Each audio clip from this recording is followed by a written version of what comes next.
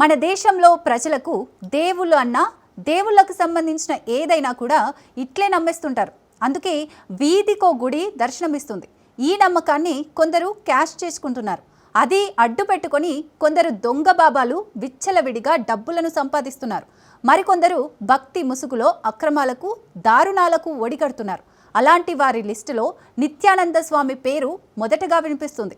అయితే ఇప్పుడు ఆయన ప్రియ శిష్యురాలు ఓ దేశానికే ప్రధాని అయ్యారట. తెలుగులో 1-2 సినిమాల్లో నటించిన ఆ కన్నడ నటి ఓ దేశ ప్రధాని అవ్వడం అందరినీ అయోమయంలో పడేసింది.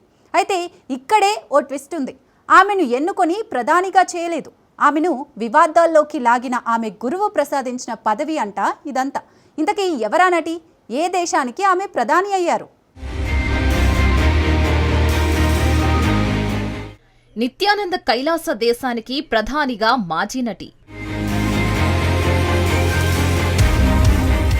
రంజితను ప్రధానిగా ప్రకటించుకున్న నిత్యానంద ఐక్యరాజ్య సమితి సమావేశానికి హాజరవ్వచ్చునన్న వార్తలు.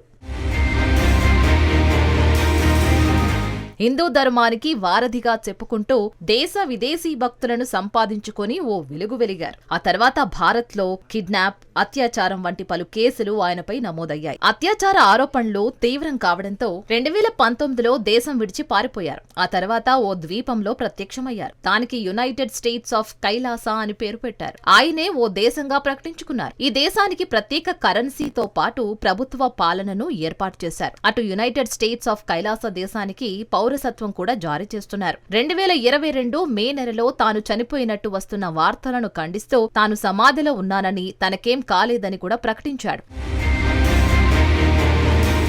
అయితే తాజాగా ఈయన మరోసారి వార్తల్లో నిలిచాడు. ఆ దేశానికి తన ప్రియ శిష్యురాలైన మాజీ నటి రంజితను ప్రధానమంత్రిగా ప్రకటించుకుంటున్నట్లు ఓ ప్రముఖ తమిళ పత్రిక వెల్లడించింది. ఈ మేరకు నిత్యానంద వెబ్సైట్లోనూ ప్రకటించారని పేర్కొనడం కలకలం రేపుతోంది. ఆ వెబ్సైట్లో రంజిత చిత్రం దిగువన నిత్యానందమయి స్వామి అనే పేరుందని, దాని దిగువనే హిందువుల కోసమే ఏర్పాటైన కైలాస దేశ ప్రధానిగా పేర్కొని ఉందని వివరించింది. నిత్యానంద వెబ్సైట్లో నిత్యానంద, రంజిత ఫోటోలు మాత్రమే ఉన్నాయి. ఇటీవల ఐక్యరాజ్య సమితి సమావేశంలో కైలాస దేశం తరపున మహిళా రాయబారులు పాల్గొన్నారు. ఆ కోవలోనే నటి రంజిత కూడా కైలాస దేశ ప్రధానిగా త్వరలోనే ఐక్యరాజ్య సమితి సమావేశానికి హాజరైనా ఆశ్చర్యం లేదన్న వ్యాఖ్యలు వినిపిస్తున్నాయి. ఈ వివాదాస్పద ఆధ్యాత్మిక గురువుకు సంబంధించిన రాసలీల వీడియో 2010లో వెలుగులోకి రావడంతో దేశంలో ఒక్కసారిగా కలకలం చెలరేగింది. ఒకప్పటి హీరోయిన్ రంజితతో ఆయన ఏకాంతంగా కలుస్తున్న దృశ్యాలు అప్పట్లో ఎంతగా వైరల్ అయ్యాయో చూసే ఉన్నాం. ఇక దీంతో ఆయన పరువు రోడ్డున పడింది. తాను అసలు మగాణ్ణే కాదంటూ కోర్టు మెట్లెక్కారు. అయినా ఎవరూ నమ్మలేదు. ఆయనకు పురుషత్వ పరీక్షను నిర్వహించడం, ఆయన మగాడే అంటూ పరీక్షల్లో బయటపడడం ఇదంతా చరిత్ర. అయితే అప్పటి నుంచి స్వామికి ఏదో ఒక వివాదం తెరలేపుతోంది. అత్యాచారం, కిడ్నాప్ లాంటి కేసులు ఎదుర్కొంటూ 2019లో దేశం విడిచి పారిపోయాడు. రంజిత ఒకప్పుడు సౌత్ లో హీరోయిన్ గా మంచి గుర్తింపు తెచ్చుకుంది. ఈమె 1992లో నాదోడి తెండ్రల్ తమిళ సినిమాతో రంగప్రవేశం చేసింది. కొంతకాలానికే స్టార్ హీరోయిన్ గా ఎదిగింది. తమిళంతో పాటు తెలుగు, మలయాళం, కన్నడ సినిమాల్లో అగ్ర హీరోలతో కలిసి నటించింది. 1996లో ఎస్వి కృష్ణారెడ్డి దర్శకత్వంలో వచ్చిన మావి చిగురు సినిమాకు ఉత్తమ సహాయ నటిగా నంది అవార్డు అందుకుంది. సినిమా కెరియర్ పీక్స్ లో ఉండగానే పెళ్లి చేసుకుంది. సౌత్ సినిమా పరిశ్రమలో ఎన్నో సూపర్ హిట్ చిత్రాల్లో నటించింది. ఆమె సినీ కెరియర్ మంచి పీక్స్ లో ఉన్న సమయంలోనే సినిమాకు స్వస్తి పలికింది. స్వామి నిత్యానంద దరికి చేరింది. ఆయనకు ప్రియ శిష్యురాలిగా మారిపోయింది. నిత్యానంద మాయలో పడడంతో 2017లో భర్తకు విడాకులిచ్చింది. నిత్యానంద ఆశ్రమానికి తన నివాసాన్ని షిఫ్ట్ చేసిన ఆమె 2013 చివర్లో ఆనందమయిగా పేరు మార్చుకుంది. రంజితతో పాటు ఆమె సోదరి కూడా భర్తకు విడాకులిచ్చి నిత్యానందతో పాటే తిరుగుతున్నారు.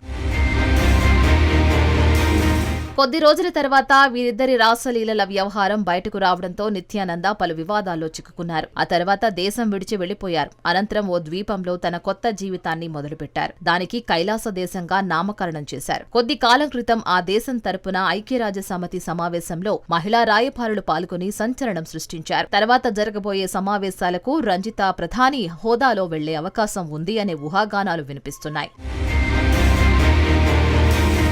అయితే వివాదాస్పద స్వామి నిత్యానంద తాను ఉంటున్న కైలాస దేశానికి తన ప్రియ శిష్యురాలు సినీ నటి రంజితను ప్రధానమంత్రిగా ప్రకటించడాన్ని ఆయన శిష్య బృందమే వ్యతిరేకిస్తోంది. నిత్యానందకు వ్యక్తిగత సహాయకురాలిగా పనిచేసిన రంజితకు గత జులైలో ప్రధాని పదవిని అప్పగించారు. ఆ పదవి స్వీకరించినప్పటి నుంచి రంజిత ధోరణి పూర్తిగా మారిపోయిందని, తానే దేశ అధ్యక్షురాలు అనే భావనతో శిష్య బృందాన్ని బెదిరిస్తూ కైలాస దేశంలోని సంస్థలను తన చెప్పు చేతల్లోకి తెచ్చుకోవాలని కుట్ర పన్నుతోందని శిష్యులు ఆరోపిస్తున్నారు. శిష్యులంతా ప్రధాని రంజితను వ్యతిరేకిస్తూ ఉండడం నిత్యానందకు తలనొప్పిగా మారిందని చెబుతున్నారు. ప్రధాని పదవి చేపట్టినప్పటి నుంచి రంజిత నిత్యానందతో పోటీ పడేలా ఆధ్యాత్మిక ప్రసంగాలు చేస్తూ ఆ వీడియోలను కైలాస దేశం వెబ్సైట్ లో పెట్టేవారు. శిష్యుల నుంచి వ్యతిరేకత రావడంతో ఆమె ఆధ్యాత్మిక ప్రసంగాల వీడియోలు ప్రసారం కూడా నిలిపివేసినట్లు తెలిసిందే. 3 ఏళ్ల క్రితం భారతదేశం నుంచి పరారైన నిత్యానంద ఈక్వెడార్ ప్రాంతంలో ఓ చిన్న దీవిని కొనుగోలు చేసుకుని దానికి కైలాస దేశం అని పేరు పెట్టారు.